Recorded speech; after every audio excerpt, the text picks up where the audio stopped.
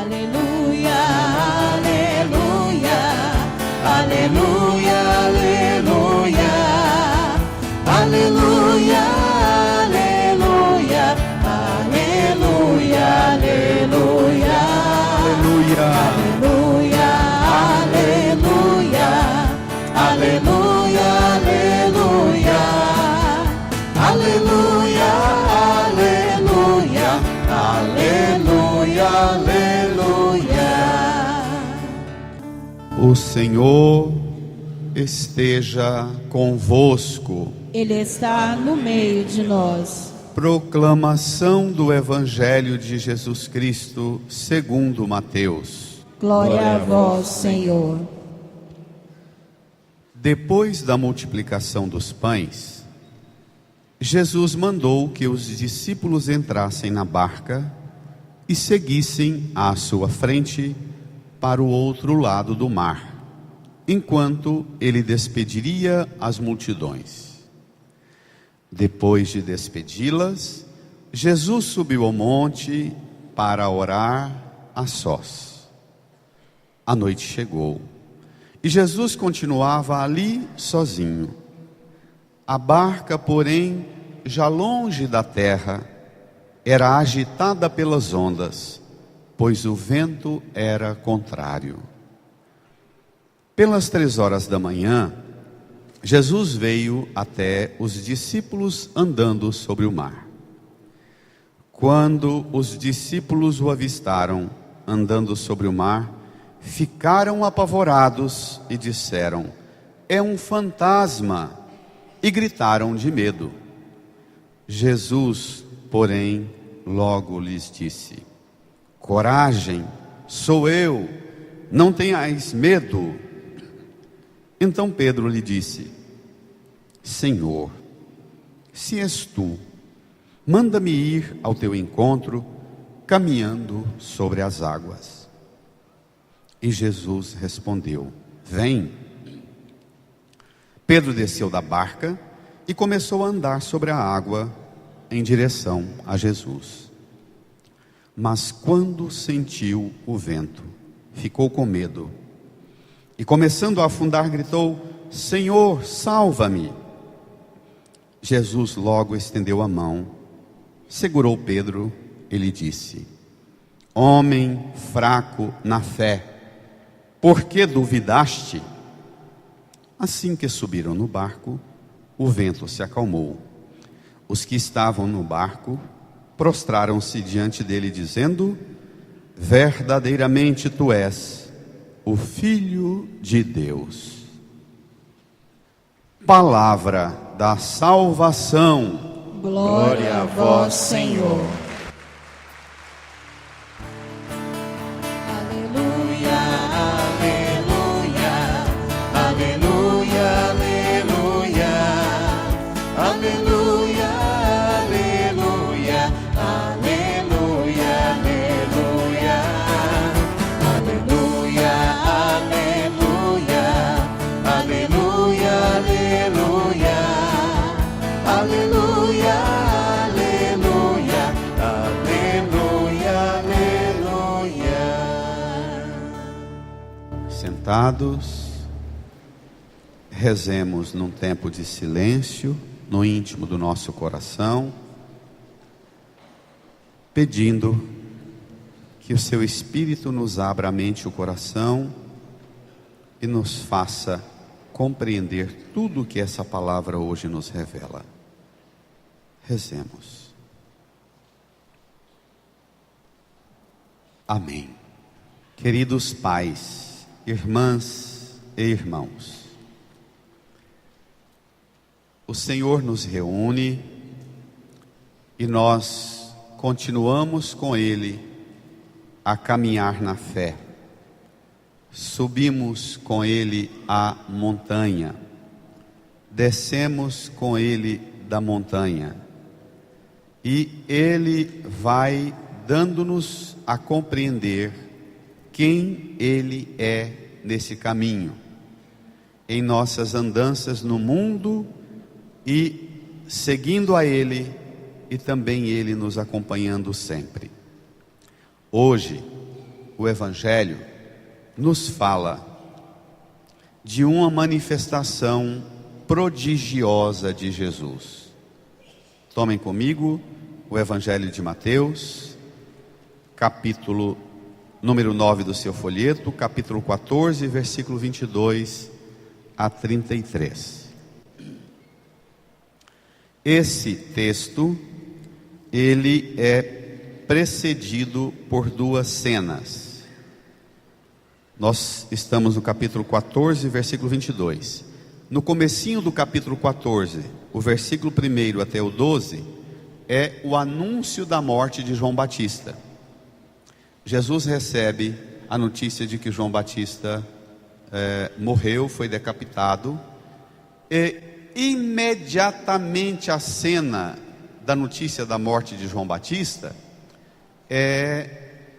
vem a cena da multiplicação dos pães, que marca muito a vida dos discípulos e marca muito a vida das multidões e seguramente a vida nossa. A multiplicação dos pães termina com aquela cena tocante, impressionante, depois de alimentar multidão com 5 pães e 2 peixes, ainda sobram 12 cestos e os apóstolos saem carregando na frente da multidão 12 cestos bem grandes de pão que sobrou da multiplicação, em que eles disseram para Jesus: manda o povo embora, porque esse lugar é afastado e não temos dinheiro para comprar comida. Termina a cena, Jesus ordenando a eles que não deixem desperdiçar nada, e eles recolhem 12 cestos. Então, seguramente no clima daquela grande empolgação, vem essa cena agora que é impressionante a reação dos discípulos, depois de comer até ficar saciados e ainda guardar pão para mais de mês. Vem essa cena agora, tomem comigo, vamos lá? Olhe lá. Depois da multiplicação dos pães, leia: Jesus mandou que os discípulos entrassem na barca e seguissem à sua frente para o outro lado do mar. Espera lá. Aqui, o Evangelho não traça detalhes, mas é seguro que há uma ruptura surpreendente. A empolgação dos discípulos e da multidão com a multiplicação dos pães, e Jesus interrompe bruscamente dizendo: moçada, entra na barca e vai para o outro lado do mar. E ele não permite, inclusive, que os discípulos colham os louros do sucesso da multiplicação dos pães. Prestemos atenção nisso. Eu falo isso até assim, me arrepiando, pensando o quanto a glória da manifestação de Deus não pode resultar em elogio e aplauso para o padre. Prestemos atenção nisso. Realiza a multiplicação dos pães, Jesus fala: ó moçada, vaza, vai para o outro lado do mar. Esse mar da Galileia, ele tem uma largura de 12 quilômetros. É chamado de Lago de Genezaré, ou Mar da Galileia. Não é um laguinho, né? 12 quilômetros é uma extensão boa, no meio de uma região toda de deserto. E eles vão. E Jesus tem uma atitude muito curiosa. Vamos ver? Versículo 23. Desculpe. Enquanto ele, leia, despediria as multidões, ele tomou o lugar da presidência daquela celebração, que prefigura a Eucaristia. A função do sacerdote em acolher na porta da igreja e despedir a multidão não é uma função porque o padre é bonzinho e precisa ser elogiado pelo que fez na missa. A função não é essa do padre receber ou despedir a multidão para que as pessoas façam homenagem para o padre. Pelo contrário, a função é de Cristo. E essa atitude do sacerdote, ela se funde com a atitude de Cristo, que acolhe para a multiplicação dos pães. O corpo e sangue de Cristo oferecido na Eucaristia, e depois despede as multidões. Ele, repito, não permite que os discípulos que tinham mandado a ele mandar o povo embora, ele não permite que os discípulos fiquem lá para receber tapinha nas costas e elogios. Isso é muito importante para nós. Versículo 23. Depois de despedi-las, leia. Jesus subiu ao monte para orar a sós. A noite chegou e Jesus continuava ali sozinho. Prestemos atenção. O trabalho de Jesus despedia a multidão. Se o texto fala em 5.000 homens, sem contar mulher e criança, era gente para danar, não era não? Jesus dava com cãibra no braço de tanto falar até logo. Tá bom, vai com Deus, vai em paz, vai, boa semana. É muita gente. Aí, Jesus, nessa experiência tão forte, de realizar o sinal do reino de Deus, que João Batista anunciou, lembremos que a multiplicação é a primeira atitude de Jesus depois que ele recebe a notícia da morte de João Batista. João Batista, que anunciou com tanta veemência e vigor a chegada do reino, Jesus realiza o sinal do reino, o reino em que haverá homens e mulheres que terão coragem de repartir o pouco que tem, o reino que não terá ninguém mais passando fome, mas também não terá mais ninguém escondendo o que tem para si. Amém? É esse o reino dele. E ele, experimentando do Pai essa assistência, de garantir que mais de 5.000 homens, com a multidão de mulheres e crianças, se alimentassem, Jesus, depois de despedir, a atitude dele, ainda de esforço, não é? Subiu ao monte para orar a sós. A noite chegou, ele continuava ali sozinho. Despedir, subir, rezar sozinho, na noite, em cima do monte, sozinho. Irmãs, irmãos, todos nós, no domingo, dia do Senhor, deveríamos reservar um tempo no domingo para nossa oração íntima e pessoal com Jesus. Depois da Eucaristia, todos nós deveríamos nos ocupar em parar tudo. Infelizmente, o domingo deixou de ser o dia do Senhor. O Papa Bento dizia, virou fim de semana, não é mais o dia primordial, o primeiro dia. E o próximo é amanhã, segunda-feira, é o dia da recriação, o dia do início, é o dia do reencontro seu, depois das fadigas e atividades da semana, você se encontra com Deus e reinicia de uma maneira nova a sua semana. Não é bacana? O domingo deixou ser dia do Senhor, virou o dia do churrasco, do almoço, da pinga, da cachaça, da comelança, da bebelança, de jogar bola, de assistir futebol, de assistir televisão, que só tem porcaria. Deixou de ser o dia do Senhor. Dominus Die, dia do Senhor. A subida de Jesus para o monte, sozinho, para orar a sós, deveria ser um exercício de todos nós. Depois da Eucaristia, reservar um tempo nosso com profunda intimidade com o Pai, depois de participar da Eucaristia. Está entendendo? Mudemos nossa maneira de viver o domingo. Mudemos nossa maneira de voltar para casa depois da missa. E tem alguns que ainda vêm para a missa sonhando porque hoje é dia dos pais, e vai ter almoço lá em casa, e vai ter um tanto de trem. Tomara que esse padre sapeque essa missa, porque tem muita coisa para fazer hoje ainda. Isso existe?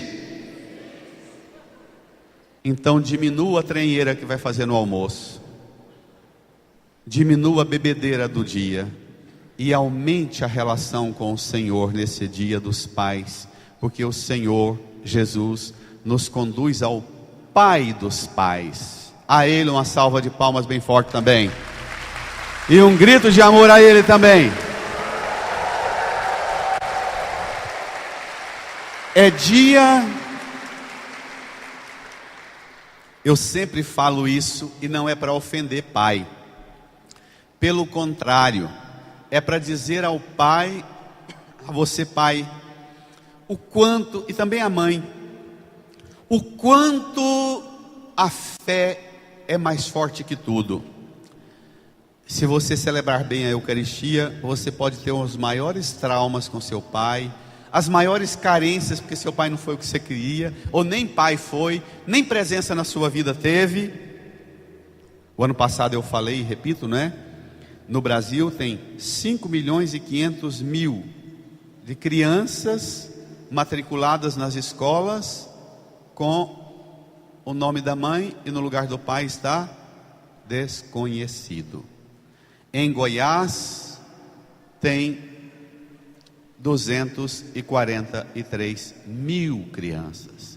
Então hoje é dia dos pais, mas hoje também é dia de muitos filhos e filhas levantar a mão para o céu e dizer ao Pai Eterno: Pai Eterno, dá-me teu colo, dá-me tua paternidade, porque tem uma homaiada nessa terra que não presta para nada, nem para ser a coisa mais importante que o Pai Eterno nos fez, ser pai.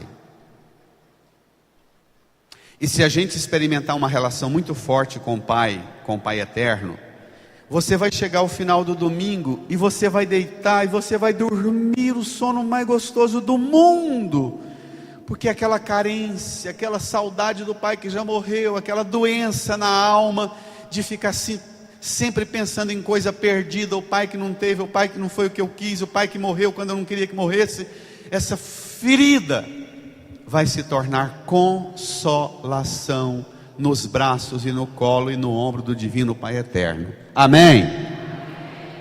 Mude sua maneira de viver o domingo, especialmente de reservar um tempo para a montanha, não a montanha do prato de comida, nem a montanha do sofá para ficar vendo televisão, mas a montanha da intimidade com o Senhor. Continue. Jesus continuava ali sozinho. Versículo 24. A barca, porém, já longe da terra, era agitada pelas ondas, pois o vento era contrário. Pelas 3 horas da manhã, Jesus veio até os discípulos andando sobre o mar. Para lá. Essa barca pode ser a barca que Jesus pegou lá da beirada e veio para o pé de um monte para subir, e pode ser, o mais provável, a barca dos apóstolos. Bom, depois de muito tempo de oração, pode ser que o monte onde Jesus foi rezar também, já que os discípulos tinham ido para o outro lado do mar, pode ser que esse monte estivesse bem perto da barca dos apóstolos, não é? Mas o vento empurrava a barca o contrário, e num lago de 12 quilômetros de largura, então é muita terra, não é? O vento contrário. Começa uma tempestade. Essas tempestades nesse lago, lá na terra de Jesus, elas são muito violentas, porque esse lago, ele tem cordilheiras de montanhas gigantescas, mas enormes, e quando esse vento vem do Oriente, sobe as montanhas e desce a montanha, nesse vale do lago, que está a 400 metros abaixo do nível do mar, tem uma força impetuosa, é uma fúria, não é ventinho não, sem contar que além da agitação da água, tem um vento que vem do deserto trazendo poeira, pó, areia. Então era um trem muito desconfortável. Vejamos. A barca já longe da terra, agitada pelas ondas, o vento era contrário. A barca significa sempre nos evangelhos a barca significa sempre a igreja. A barca no evangelho significa sempre o que, igreja? A igreja. Vamos ver o que vai virar. Versículo 26. Juntos. Quando os discípulos o avistaram andando sobre o mar, ficaram apavorados e disseram: Brada? É um fantasma. Brada? E gritaram de medo: é um fantasma. Jesus, porém, está vindo andando sobre o mar. Mas os discípulos pensam que é um fantasma. Irmã, irmão, quando Jesus vem ao seu encontro, você é capaz de identificar a diferença de Jesus para um fantasma? Eu brinquei há poucos dias atrás que de vez em quando vem umas pessoas meio esgotadas pela vida, machucadas pelas perturbações de vida, e fala assim: padre, queria que se eu fosse lá em casa, é porque tem um trem lá em casa, a porta está batendo. E eu brinco: põe uma escora nela que ela para de bater, não é? Não, padre, mas é sério, a porta lá em casa abre sozinha e bate, e tem um trem mau lá. E eu sempre brinco dizendo: quem garante para você que é o espírito da Gerarda que está baixando lá? Por que não pode ser um anjo que está vindo para visitar? Quem que garante para você que tem sempre que pensar que é o fantasma que está entrando? Por que você não percebe isso, o sopro do Espírito Santo te visitando, e começa a louvar o Senhor e treme de louvor na presença dele, não é não? Já que é um trem tão inexplicável e que ninguém pode dar um diagnóstico tão preciso, põe a autoridade da fé, que ainda que não seja a manifestação do vento ou do defunto, seguramente não é, aquele momento devolverá a você a possibilidade de falar com Deus, de pôr-se na intimidade com Deus. Então determine outra forma de comunicar com a presença de Deus. E esse barulho do vento dessa porta batendo pode ser dizendo para você: sua cabeça está oca e vazia. Comece a se lembrar de Deus e põe Deus na sua cabeça cheia de vazio ou de minhoca. Amém? Reaja e manifeste sua fé. Os discípulos acabaram de experimentar um gesto prodigioso de Jesus, a multiplicação dos pães, mas a fé não aumentou nem um tiquinho. Sabe por quê? Porque os discípulos estavam dormindo. Ao invés de terem ido na barca para rezar, eles foram dormir. Quem trabalhou muito mais do que eles foi Jesus, não foi? E eles estão cansados e estão dormindo, roncando lá na canoa. Se eles tivessem ocupado, depois dessa manifestação tão grande do Pai com o Espírito Santo e Jesus na multiplicação dos pães, se eles dissessem: vamos nos recolher, vamos nos colocar em atitude de adoração e de louvor na presença do Senhor, porque o que nós vimos hoje é extraordinário demais. Se eles tivessem feito isso, eles teriam fortalecido a fé. Mas nós muitas vezes, ao invés de aproveitar a manifestação de Deus para nos encaminhar para fortalecer na fé, a gente faz capotar. E aí lembra aquela passagem do Evangelho em que Jesus diz: a quem tem será dado ainda mais. Lembra?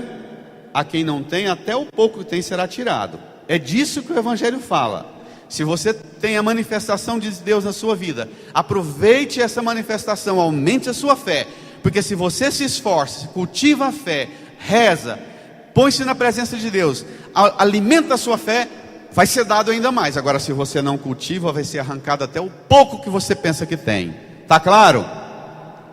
Volte ao texto. Olhe só. Depois de gritar, é um fantasma.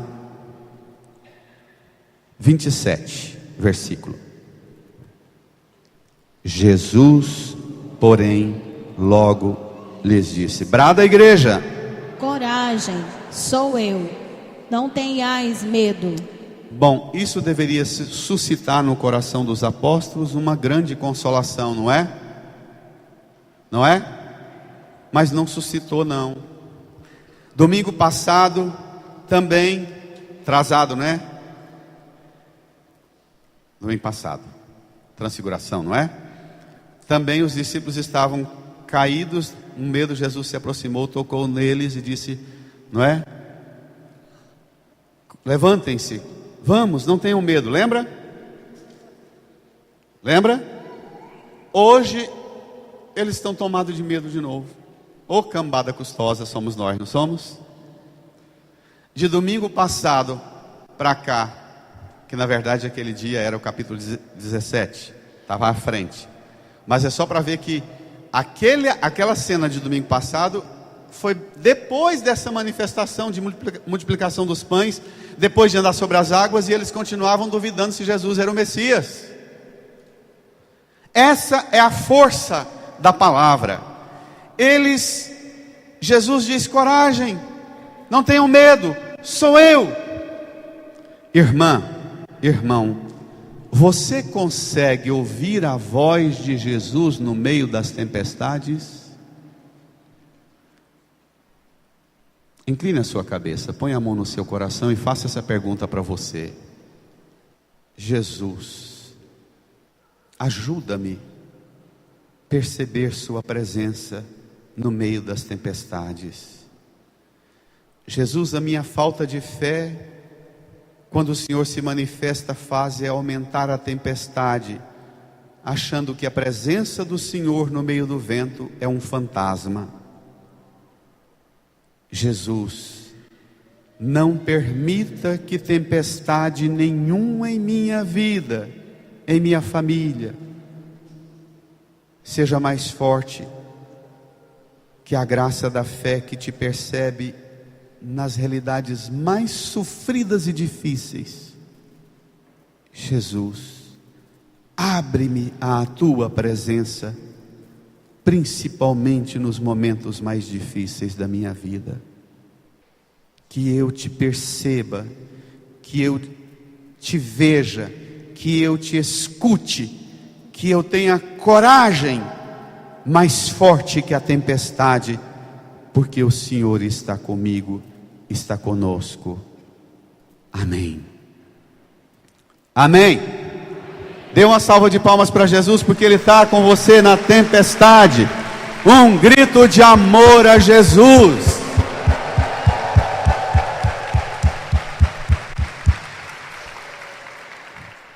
Graças a Deus aqui é diferente, porque aqui tem muitos homens, não é?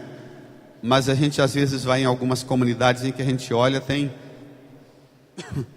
100 mulheres, crianças, e tem 5, 10 homens. Aqui, graças a Deus, tem um equilíbrio razoável. Mas nós homens temos uma atitude assim. A mamãe está aqui, e o papai falava assim para ela, quando as coisas estavam muito apertadas, que a minha mãe queria rezar o terço, né?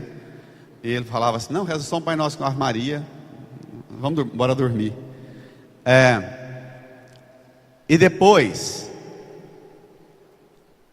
quando as coisas apertam, a gente fala, tá vendo? O que adianta essa rezaiada toda? Nós homens somos muito danados para achar que as tempestades que vêm é um sinal para provar que essa fé, essa rezaiada não vale nada. Não somos assim, homens? Nós precisamos aprender a cultivar a fé. Uma fé capaz de dar para a gente um óculos, uma lente, capaz de tornar a gente com a percepção tão aguçada na visão da fé, que no meio do rendezvous total do vento, das ondas, da água, a gente enxergue o Senhor andando sobre as tempestades. Quantos homens abandonam a fé e a igreja? Quantos pais, porque vem os problemas na família e diz: adianta nada não, tem que ser eu sozinho mesmo. Voltemos ao texto. Quando Jesus diz: coragem sou eu, não tenhais medo, lá vem Pedro, o encrenqueiro, com mais uma besteira na vida dele. Vamos ver? Versículo 28, juntos. Então Pedro lhe disse, firma: Senhor, se és tu, manda-me ir ao teu encontro, caminhando sobre a água. Jesus disse: vem. Pedro desceu da barca e começou a andar sobre a água em direção a Jesus. Continua. Mas, quando sentiu o vento, ficou com medo e, começando a afundar, gritou: Senhor, salva-me! Continua. Jesus logo estendeu a mão, segurou Pedro e lhe disse: Homem fraco na fé, por que duvidaste? Olha, tem hora nas tempestades de nossas vidas em que a gente pede a Deus para dar poder para a gente, e a gente não pede a Deus para Ele manifestar o poder dele na vida da gente. É muito diferente, não é? A besteira que Pedro fez foi, ao invés de dizer: Senhor, manifesta a sua autoridade na minha vida, na minha fraqueza de fé, nos meus medos, manifesta o seu poder e a sua autoridade. Ele não diz isso não, ele fala: dá-me a autoridade que o Senhor tem para fazer o que o Senhor está fazendo. Pensa, você no meio das tempestades da sua vida, começa a querer andar no meio da água turva, no meio da água violenta da tempestade, começa a querer andar assim, como se nenhum problema tivesse, sem ter cultivado nenhum tiquinho a sua fé durante a noite toda, sem ter subido a montanha e ficado horas em oração pedindo ao Senhor, depois de ver a multiplicação dos pães, depois de ver a manifestação do Senhor naquela realidade de sofrimento e morte de uma multidão. Tantas vezes que você já viu a manifestação de Deus na sua vida, ao invés de você se ocupar no monte, na oração, pedindo ao Senhor para dar a você uma percepção diferente, uma maneira diferente de enxergar a vida, os problemas, de você perceber que pode Deus manifestar nas situações mais difíceis, da fome, da multidão, da sua família, dos seus sofrimentos. Não, você dorme, acorda com um problema e ainda fala para Deus assim: ah não, faz com que eu possa fazer o que o Senhor faz. Vai ser besta, Pedro. Tenha dó, rapaz. Não é?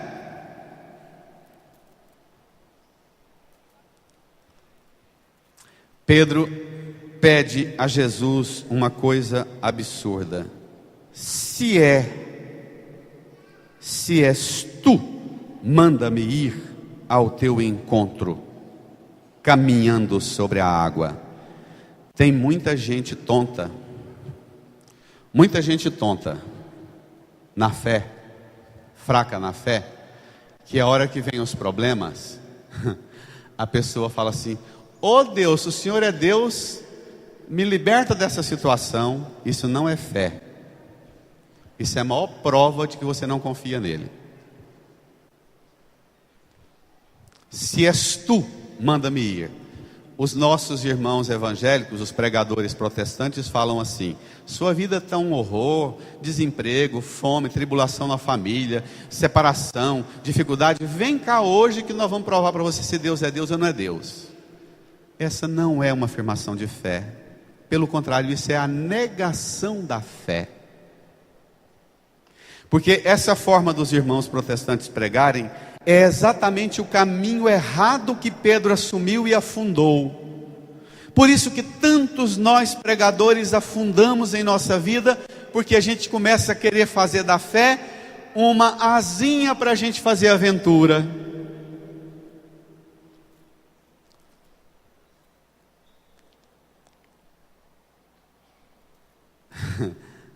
Quando eu estudava, tinha um professor de Bíblia que ele falava para a gente assim: quando Pedro começou a afundar, que ele gritou para Jesus, Jesus deu a bronca nele, homem fraco na fé. Pedro disse para Jesus: tá bom, Senhor, eu tentei, mas o Senhor não me mostrou onde estão as pedrinhas para eu pisar em cima delas, né? Mas ainda que Jesus estivesse andando sobre as águas, pisando em pedrinhas, a gente precisa de uma fé que enxergue os pontos de apoio na água turva dessa vida, porque tem situações que a gente tem que caminhar achando ponto de apoio assim, não é? Ai, ai, ai. E se você não crê que exista pontos de apoio, você pode ainda pedir: Senhor, que a sua mão segure os meus pés na minha vacilação na fé. Senhor, que a minha fraqueza não me afunde, que a minha dúvida não me afunde. Senhor, que a minha capacidade de só ver problema na vida, de só ver tempestade, de só ver fome, que não dá conta de resolver a fome. E tem muitos que são cristãos e crentes em Deus, mas só veem o que não presta e o que é ruim. Isso existe? Pedir hoje ao Senhor, você pai, no dia seu, pedir ao Senhor: Senhor, ajuda-me a ver sinal da sua presença nas coisas que eu não sou capaz de resolver, Senhor.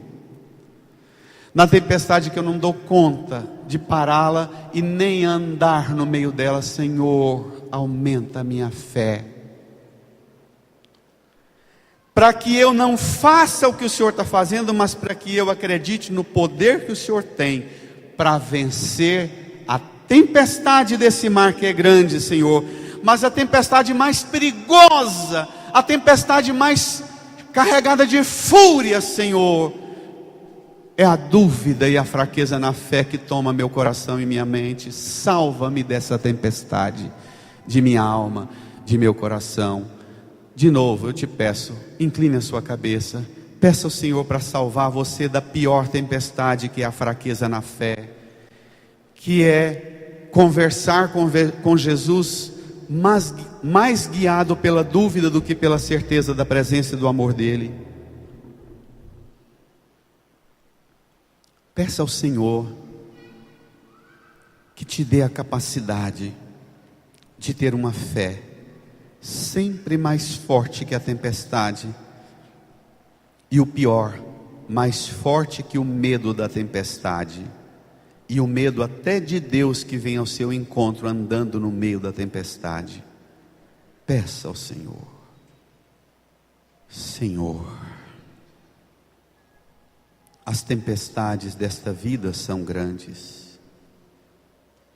Não permita que dentro de mim haja uma tempestade maior, que é a falta de fé, que é o medo. Dá-me a coragem de te ouvir e obedecer sua palavra. Um forte amém. Amém. Hoje também o Senhor não te abandona na sua fraqueza na fé. Quando o vento começou a bater em Pedro, ele ficou com medo. Veja lá, versículo 30. Mas quando sentiu o vento, ficou com medo e, começando a afundar, gritou: Senhor, salva-me. E o Senhor logo estendeu a mão, segurou Pedro e disse: homem fraco na fé, porque duvidaste? Versículo 32, leia. Assim que subiu no barco, o vento se acalmou. Os que estavam no barco prostraram-se diante dele, dizendo: verdadeiramente tu és o Filho de Deus. Irmã, irmão, essa turma que está dentro do barco, que prostra-se diante do Senhor, é a igreja, que depois de ouvir a palavra de Deus, a pregação da palavra, a igreja se põe em oração.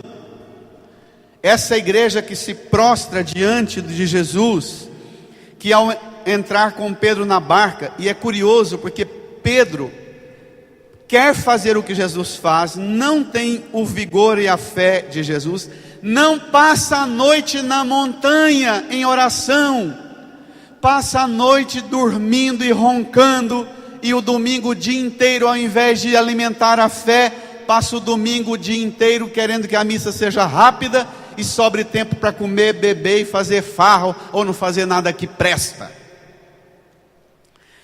Pedro pede socorro, o Senhor estende a mão, dá uma bronca nele, mas o Senhor não solta a mão dele na tempestade e no mar e no lago fundo. Amém? Não tenha, pode dar uma salva de palmas, é bonito demais isso.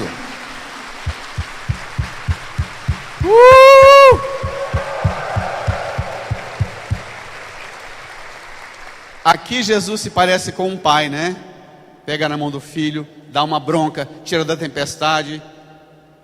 Mas é um pai que não abandona o filho nas besteiras que ele faz. Amém, pais? Pais, amém?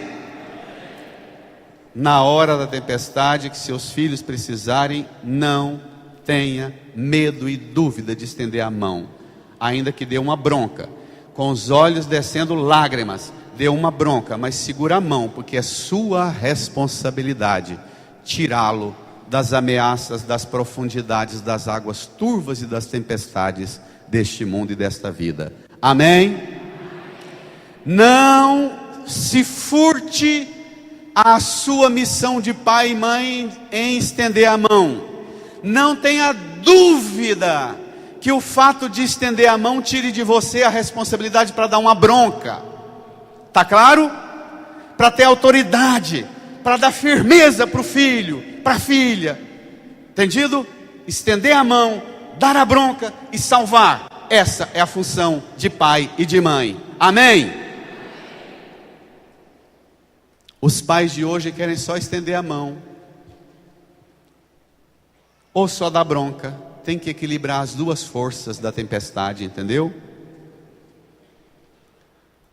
Tem que equilibrar essa fúria que vem dentro da gente, a raiva, que às vezes faz a gente esconder a mão. É uma tempestade perigosa que sai de dentro da gente na hora da raiva, não é? Na hora da impaciência, na hora de conviver com a coisa errada do filho. Só vem aquela ventania de dentro da gente, só sai a bronca, o palavrão, a ofensa, e esconde a mão. Não! Estenda a mão, salve, tira da tempestade, mas não tenha dúvida do seu papel em dar a bronca que o bichinho precisa de ouvir. Amém? E é isso que faz filho amar pai e mãe.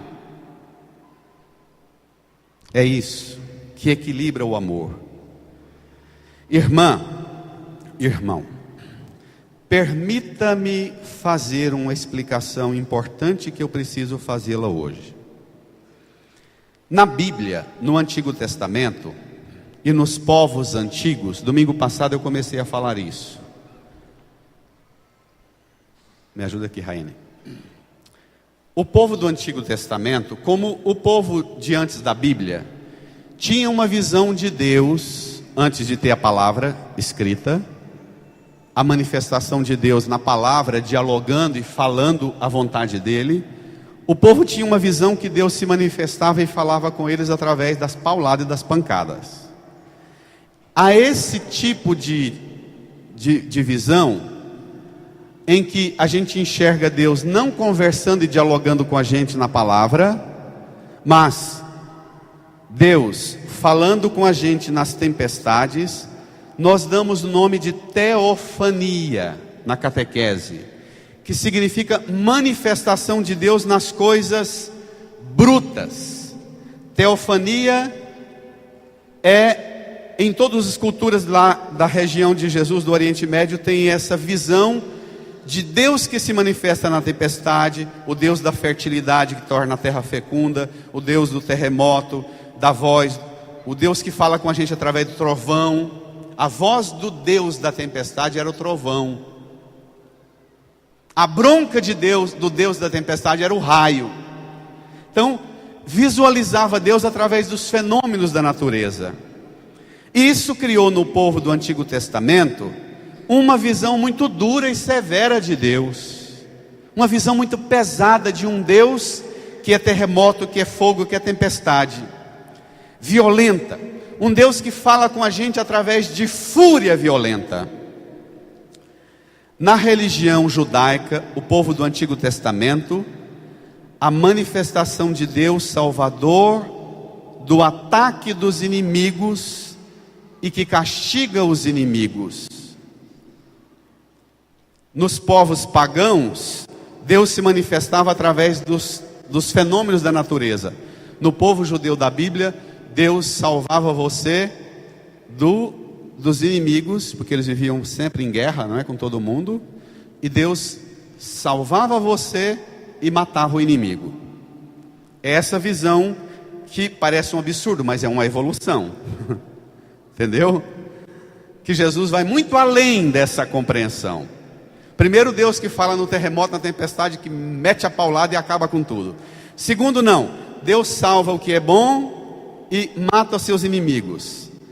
Com Jesus, na cruz, vai acontecer um avanço extraordinário. Daquele Deus que, da tempestade, passa para um Deus que protege o povo e derrota o inimigo. Manifesta como Deus aprovando os feitos das autoridades do Antigo Testamento, Moisés, Salomão, Davi. A salvação era necessariamente para o povo do Antigo Testamento uma manifestação de Deus destruindo o inimigo. Era o conceito de Deus que tinham: o Senhor da natureza, que controla a natureza, e o Senhor que domina a história do povo que Ele escolheu, o povo de Israel. Mas no Antigo Testamento, tomem a primeira leitura. Nós temos que ir lá porque hoje é dia dos pais e essa primeira leitura é para você, pai. Principalmente para você, pai e mãe idoso.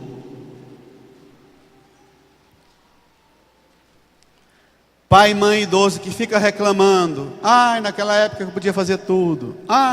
Bom era aquela época que eu fazia tudo. Pai e mãe que só lembra dos grandes feitos que ele fez na tempestade, na luta, na paulada da vida, mas que não experimenta o que Elias experimentou. Elias no Antigo Testamento, domingo passado eu falei, era o profeta mais bravo, mais furioso, que pregava o livro da lei do Antigo Testamento, os 5 primeiros livros da Bíblia, com um rigor enorme.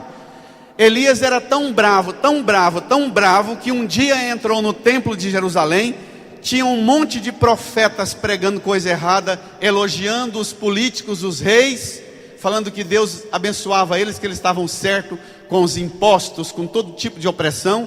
Elias falou: vocês estão falando de homens e não da autoridade de Deus. Ele entrou com a espada no templo e cortou a goela de 400 falsos profetas. E aí desencadeou uma perseguição na vida de Elias, e esse homem correu o resto da vida dele, ficou velho, sem dar conta de brigar mais pela palavra de Deus. Ficou velho, perdeu a força. A voz dele agora sofrida pela idade, ele pode gritar que ninguém escuta nem perto. Aí acontece com ele isso. Essa semana a tarefa sua para a semana é ler o capítulo 18 e 19 de 1 Reis, tá bom? Do primeiro livro de Reis, capítulo 18 e 19, leia. Aqui tem só a conclusão, vamos ver?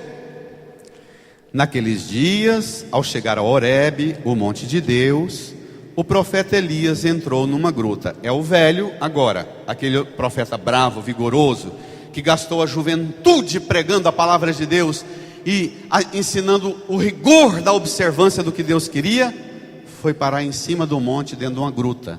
Vamos ver? Onde passou a noite. Juntos, leia comigo. Vai, Sandra. E eis que a palavra do Senhor lhe foi dirigida nestes termos. Todo mundo com a Sandra? Sai e permanece sobre o monte diante do Senhor, porque o Senhor vai passar. Para lá. Elias tinha sido criado e educado naquela catequese do Deus bravo, do Deus da tempestade, do Deus do fogo, do Deus do terremoto, do Deus da ventania, do Deus que elimina o que não presta. De repente, Elias, que passou a vida inteira acreditando naquela força furiosa de Deus, olha como é que ele experimenta Deus. Você que já passou do que você considera da juventude e que acha que não dá conta e não presta para mais nada, presta atenção no tanto que você presta. Escuta, vamos ver? Juntos? Antes do Senhor. Desculpe. O Senhor lhe foi dirigida nesses termos: sai e permanece sobre o monte diante do Senhor, porque o Senhor vai passar. Leia. Antes do Senhor, porém, veio um vento impetuoso e forte, que destruía as montanhas, que desfazia as montanhas e quebrava os rochedos. Ave Maria, que Deus furioso, hein? Continua. Mas o Senhor não estava no vento. Depois do vento houve um terremoto. Mas o Senhor não estava no terremoto. Passando o terremoto, veio um fogo. Mas o Senhor não estava no fogo. Minha gente, depois que nós ficamos velhos, a gente não vê mais a força de Deus manifestar na vida da gente através das coisas grandiosas que a gente faz, do terremoto, da ventania, do fogo, porque a gente tem vigor para enfrentar as coisas, não é? A gente tem força. Depois que a gente fica velho, a gente precisa aprender a perceber Deus como Elias, agora velho, no monte e na gruta, percebe. Leia. Todo mundo que tem mais de 50, leia comigo. Não se assustem. Leia. Depois do fogo, ouviu-se um murmúrio de uma leve brisa. Ouvindo isso, Elias cobriu o rosto com o manto, saiu e pôs-se à entrada da gruta. Agora, na velhice, a gente não pode fazer mais aquele tanto de trem que a gente fazia. É hora de botar o braço na janela e ver o Senhor presente na brisa suave, mas ver o Senhor. Amém?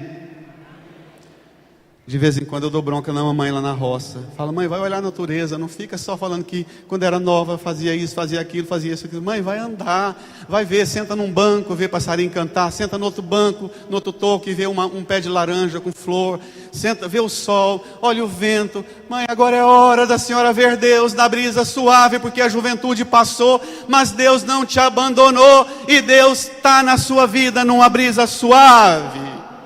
Amém? Amém.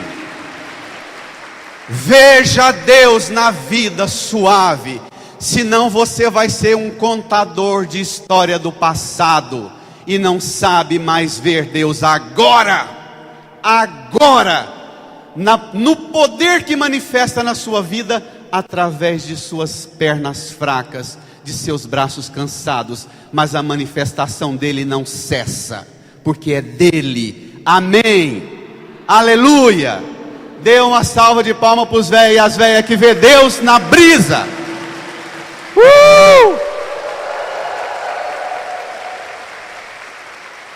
Aprender a ver Deus na brisa suave. E eu termino dizendo que o profeta Elias é o único personagem do Antigo Testamento, o único, hein? Como Adão e Eva viam antes do pecado. O profeta Elias é o único personagem do Antigo Testamento que rompe aquela visão de um Deus extravagante, do terremoto, do fogo, da ventania. O profeta Elias é o primeiro que faz uma inversão completa da manifestação de Deus. Emerge uma nova concepção da salvação e julgamento de Deus. Agora aquele Deus que era o Javé Shabot, o Deus dos exércitos, que destrói e elimina tudo, agora esse Deus está na brisa suave lá no alto da cruz, morto, e você só ouve lá no alto do Calvário, naquele silêncio, o barulho das gotas de sangue que caem nessa brisa silenciosa e triste da tarde de sexta-feira. Só as gotas de sangue de um pregado na cruz. E essas gotas de sangue que parece um fracasso da cruz, é a seiva da vida e da redenção que brota para nós. Elias, nessa gruta, representa Jesus com aquela cena que eu sempre digo a vocês. Jesus lá no túmulo, Deus morto e vencido, madrugada de sábado, uma brisa suave, silenciosa na madrugada de sábado para domingo. E o Pai Eterno senta do lado dele e diz, começa a desenrolar os panos que envolviam o corpo dele e dizer: filho, levanta. A tempestade passou, o terremoto, a coroa de espinhos, os cravos, a lança que te traspassou, a cruz. Filho, levanta.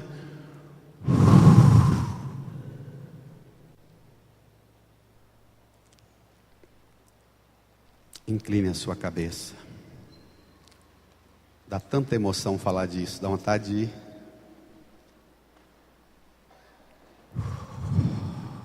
Põe a mão no seu coração. Agora, Pai, você como Elias e como Jesus morto na cruz e no túmulo, você percebe que Deus não está na sua vida só porque você fazia coisas grandiosas, pai e mãe. Nas tempestades e terremotos, no fogo que você acendia, Deus está na sua vida, nessa brisa suave da sua idade que passou. As obras de Deus agora se manifestam e são realizadas na sua vida através dos sinais que a gente quase nem percebe. Uma brisa suave, é delicado demais, que se você não parar de lamentar e ficar lembrando coisa passada, você nem percebe. Uma brisa suave que sopra a face do seu rosto, que refresca seus pés ardidos, seus joelhos abatidos. O Deus invisível nos acontecimentos quase imperceptíveis manifesta na sua vida. E esse é o poder da presença de Deus na sua vida e que você tem dificuldade de ver e perceber, Pai. E que às vezes nós, filhos, não percebemos na vida de nossos pais também, que é o mais grave. Achamos que porque ficaram velhos não prestam mais para nada, que é o mais grave. Reze, cante, louve, agradeça ao Senhor pela vida do seu pai, pela vida sua de pai, de mãe, na família. Peça ao Senhor para ajudar você a perceber a presença dele na brisa suave, não só na brigaiada, nos gritos, nas palavras ofensivas, na coragem sua de dizer a verdade e dar bronca, mas que na sua casa inaugure uma nova maneira de ver Deus, na brisa suave, na doçura e na ternura do afeto. Para você, pai, para você, mãe,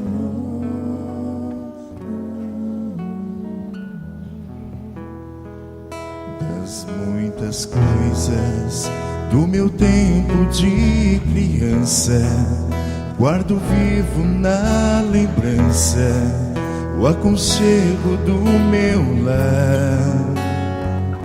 No fim da tarde, quando tudo se aquietava, a família se ajuntava lá na alpendre a conversar. Meus pais não tinham nem escola e nem dinheiro. Todo dia, o ano inteiro, trabalhavam sem parar. Faltava tudo, mas a gente nem ligava, o importante não faltava, seu sorriso e seu olhar. Oh,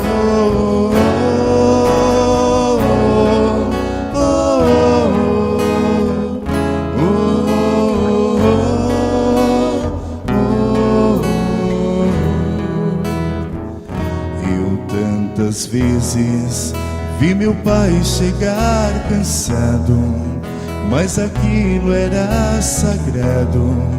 Um por um ele afagava e perguntava: quem fizer estrepolia, e mamãe nos defendia, e tudo aos poucos se ajeitava.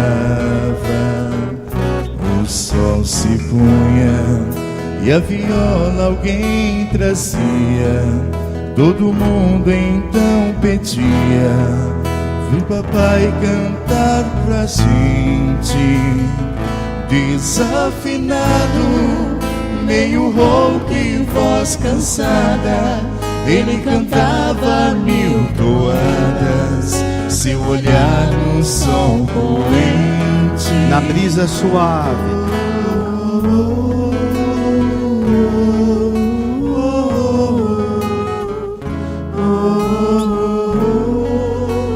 Só as vozes da igreja, na brisa suave.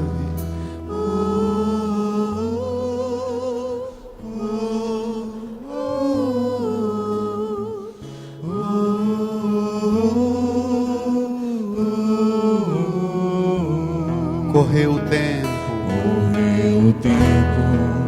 e hoje eu vejo a maravilha de se ter uma família, quando tantos não a têm.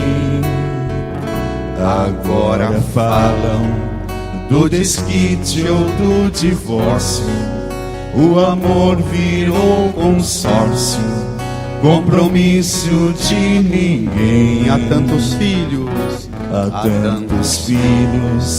que bem mais do que um palácio gostariam de um abraço e do carinho entre seus pais. Se os pais amassem, o divórcio não viria. Chama isso de utopia. Na brisa suave da cruz, estenda sua mão para a cruz e murmure na brisa. Sinta a presença, a autoridade do Senhor no Calvário, derramando sangue para te salvar, para salvar seu pai, sua mãe, você, seus filhos.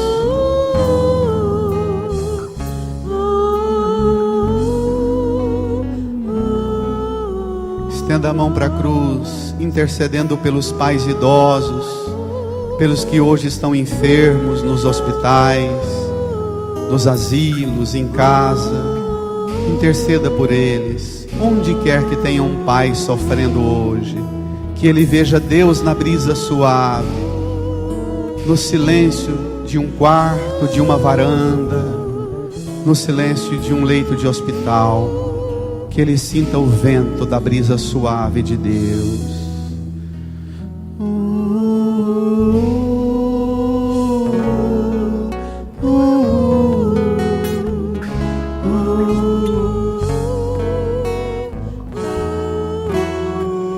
Vocês estendam a mão para a cruz de pé.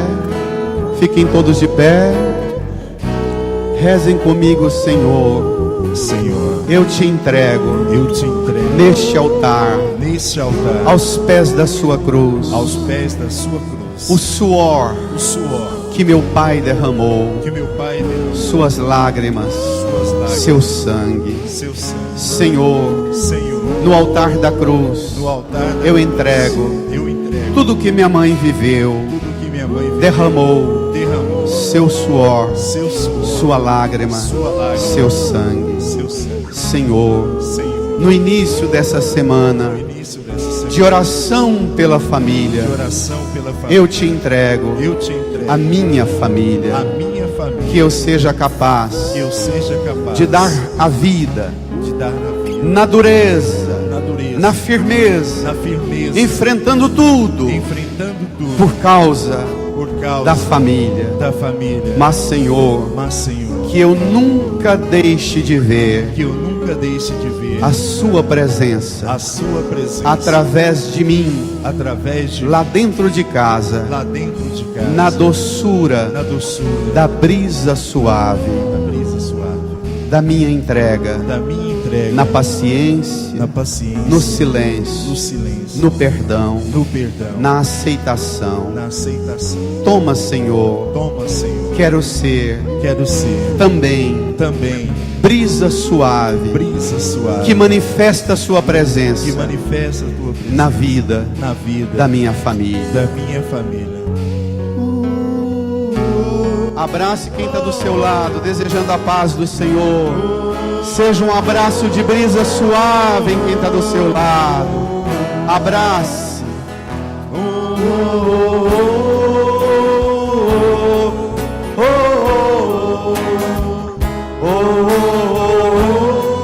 Abrace na brisa suave do abraço, da lágrima, da emoção. Abrace.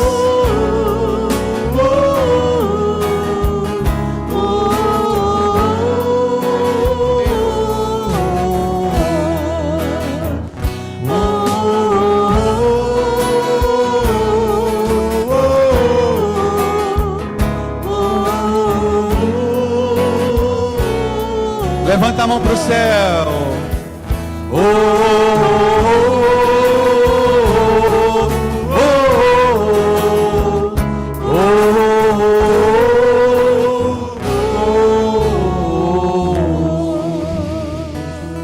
Uma salva de palmas bem forte.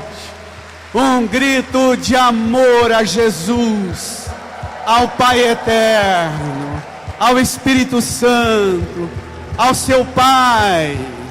Brada!